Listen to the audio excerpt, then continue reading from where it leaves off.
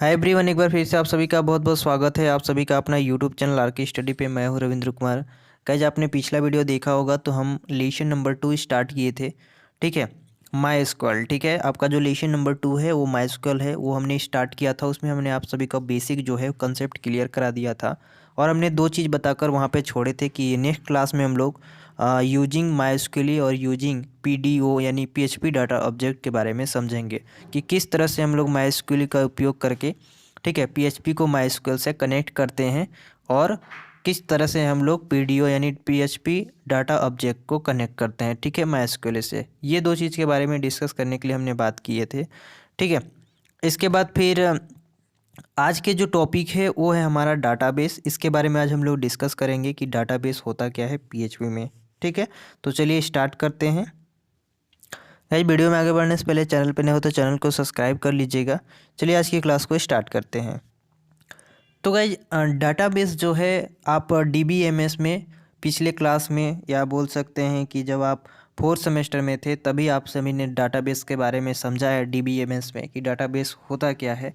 ठीक है, उससे पहले भी आप सभी लोग डाटाबेस का नाम सुना होगा, डेटाबेस का नाम। ठीक है, डेटाबेस में क्या हम लोग करते हैं, इसको शॉर्ट फॉर्म में वो डीबी भी बोलते हैं।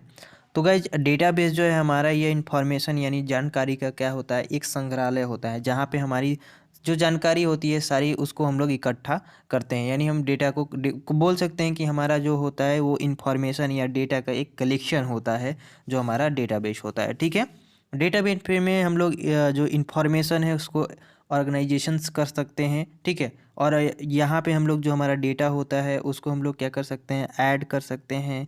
ठीक है, और अपडेट कर सकते हैं, डिलीट कर सकते हैं। इस टाइप के जितने भी चीज़ें होती हैं डेटाबेस के अंतर्गत में हम लोग कर सकते हैं। ठीक है, जो भी हमारी डेटा होती है, ठीक है, उस डेटा को हम लोग क्या कर सकते हैं, उसको हम लोग ऐड कर सकते हैं, वहाँ पे रख सकते हैं, डिलीट कर सकते हैं, अपडेट कर सकते हैं। ये सारी सुविधा डेटाबेस उपलब्ध कराता है। अर्थात हम कह सकते हैं कि जो हमारा डेटाबेस जो है एक इंफॉर्मेशन यानी जानकारी का क्या है, संग्रहालय है, जो ये रिलेटेड कोई भी इंफॉर्मेशन को, ठीक है, क्या करता है, कलेक्ट करता है। और दूसरी बात, कोई भी डेटाबेस में इंफॉर्मेशन जो होते हैं उसको ऑर्गेनाइजेशंस कर सकते हैं। डेटाबेस में इंफॉर्मेशन को ऑर्गेनाइजेशन का मतलब है उसको सजा कर रख सकते हैं। ठीक है, जैसे कि आप लोग कोई भी अपना सामान, वस्तु, चीज़ कहीं पे अपने अलमारी पे या इस तरह की चीज़ें पे सजा कर रखते हैं, उसी तरह से डेटाबेस भी एक इस तरह का चीज़ है। अलमारी ही समझ सकते हैं या कोई स्पेस ही है जहाँ पे हम लोग अपने जो डेटा होती है उस या इंफॉर्मेशन होती है उसको सजा कर या अच्छी तरह से रख सकते हैं। ठीक है, इसमें हम डेटा को टेबल्स, रो, कॉलम में ऑर्गेनाइजेशंस करते हैं, जो कि आप सभी को पता होगा।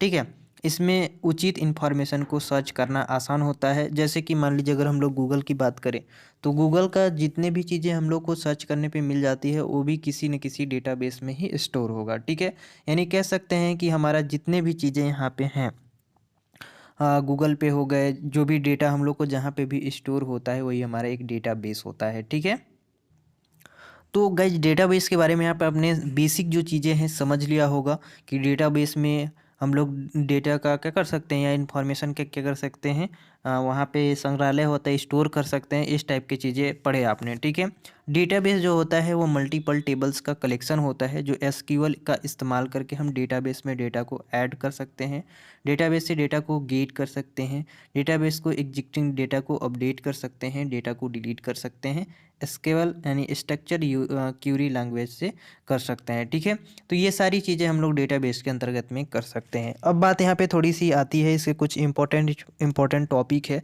जिसके बारे में हम बात कर दे रहे हैं यहाँ पे।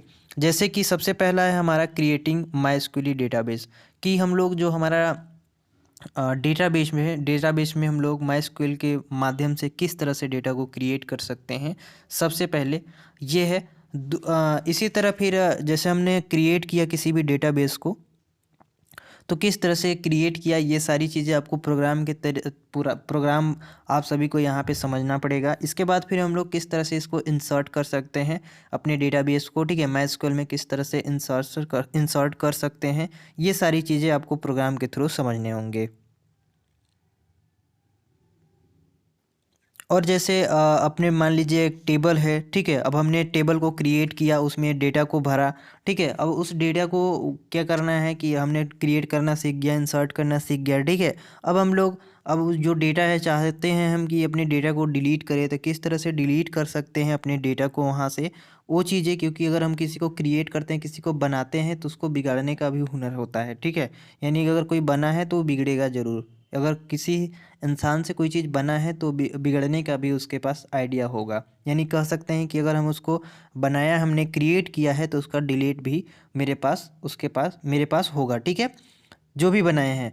अगला है हमारा कि अगर उसको डिलीट करने के हमको आ गया, या फिर हम लोग क्रिएट करना आ गया, ये सारी चीज़ें आ गई, तो कुछ चीज़ें ऐसी होती हैं जिनको हम लोग की कुछ चीज़ें को क्या करना होता है, वापस करने होते हैं। जैसे कुछ चीज़ें हमने डिलीट किया, कुछ रिकॉर्ड्स हमने डिलीट किए या इंसर्ट किए, कुछ भी किए हमने, तो कुछ चीज़ क्या होते हैं कि हमको वापस करने होते हैं। कुछ चीज़ों को डिलीट किया, कुछ चीज़ नहीं किया, तो कुछ चीज़ों को वापस करने के लिए भी हम लोग अलग प्रोग्राम बनाते हैं। तो किस तरह से बनाते हैं, ये सारी चीज़ें आपको नेक्स्ट क्लास में पढ़ने को मिलेंगे, ठीक है। तो डेटाबेस यहाँ से आपने समझ लिया होगा कि डेटाबेस क्या होता है, ठीक है।